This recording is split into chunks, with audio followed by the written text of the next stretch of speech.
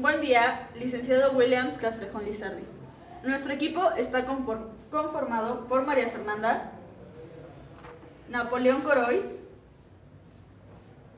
Jorge Iván, Cecilia Chávez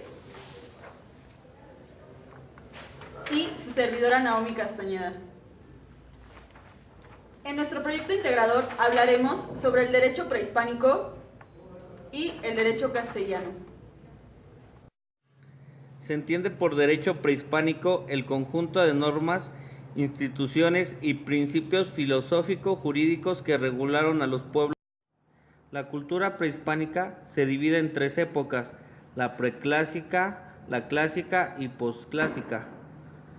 La preclásica abarca del año 2300 a.C. hasta un año antes de Cristo.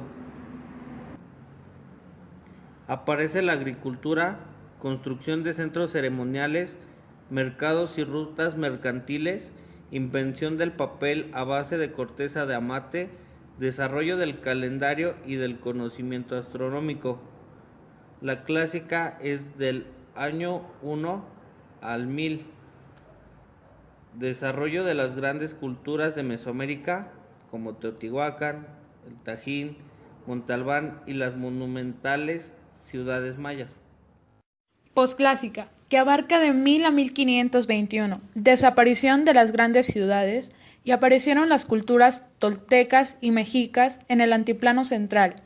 Se tiene poco conocimiento del derecho indígena, solo se tienen tres fuentes, que son los códices, los escritos de los primeros años de conquista y los sitios arqueológicos. Maya. En esta época existían los bataps o caciques, que eran los jueces encargados de la impartición y aplicación de justicia. Entre las penas más frecuentes y principales se encontraban la muerte y la esclavitud. La primera de ellas eran para los adúlteros, homicidas y violadores. La segunda se aplicaba a aquellos que cometían el delito del robo. Pueblo Tarasco. En esta época, el emperador Calzonstinn también aplicaba sanciones y penas, y esta no solo se aplicaba al infractor, sino que trascendían a toda su familia. Asimismo, existía un caso específico para el monarca, y es cuando cometía el delito de llevar una vida escandalosa, se le mataba junto con su servidumbre, y por lo tanto se le confiscaban sus bienes. Al forjador de delitos sexuales le rompían la boca hasta las orejas, así hasta hacerlo morir. Al hecho histórico que cometió un delito se le arrastraba vivo o se le lapidaba. A quien robaba por primera vez generalmente se le perdonaba, y si reincidía se le mandaba a golpear y lo llevaban a un lugar desolado para que las aves se lo comieran. Pueblo azteca. Este pueblo no solo fue el que dominó militarmente la mayor parte de los reinos, sino que impulsó e influenció las prácticas jurídicas. El integrante de la tribu azteca era muy apegado a la familia, a la tribu y la religión, razón por la cual las penas más hirientes de forma personal era el destierro tanto de su familia como del pueblo. La pena más frecuente eran el destierro y la muerte, esta última de diferentes formas, como fue la incineración en vida, decapitación, descuartización, estrangulamiento, lapidación, empalamiento, garrotes, palos y machacamiento de cabeza. La organización política, social y jurídica era el capuli, que significa en náhuatl pequeña población. Era el titular de las tierras laborales, las cuales eran entregadas a los jefes de familia para que las trabajen, y también existía una unidad fiscal y religiosa. Cada capuli contaba con un tribunal especial. El matrimonio se daba entre los integrantes del mismo grupo, aunque también se podía dar con otras personas de otro grupo. El gobernante era llamado tlatoani, era vitalicio con poder político, judicial, militar y religioso. Tenía carácter casi divino. Existían tribunales especiales para guerreros, religiosos y sacerdotes. En esta época existían dos clases sociales: la dirigente, llamada pipiltin, y la gran masa trabajadora. Los pipiltin acudían a escuelas especiales, más estrictas, para su formación de carácter, valores y sobriedad necesaria para realizar sus actividades políticas, judiciales, militares y religiosas.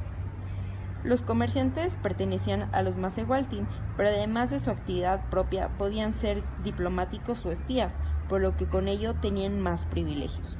Los cautivos de guerra eran prácticamente esclavos y los tecaleques eran sirvientes contratados para labrar la tierra.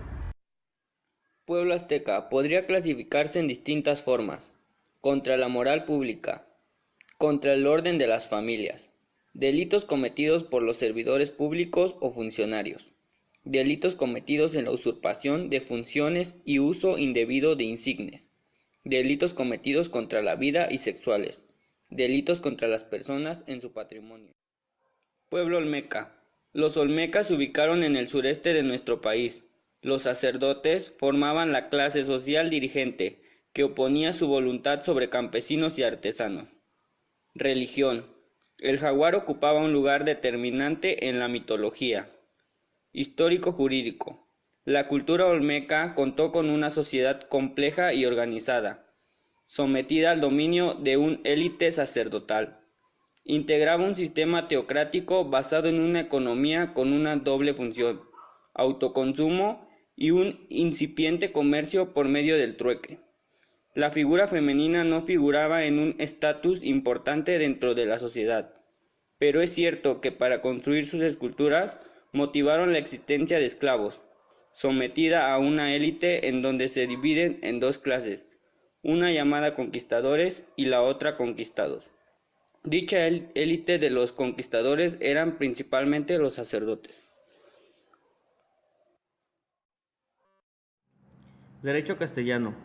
En la Nueva España, el derecho colonial se integró con el derecho español, propiamente dicho en sus formas legales y consuetudinarias, y por último, las costumbres indígenas principalmente.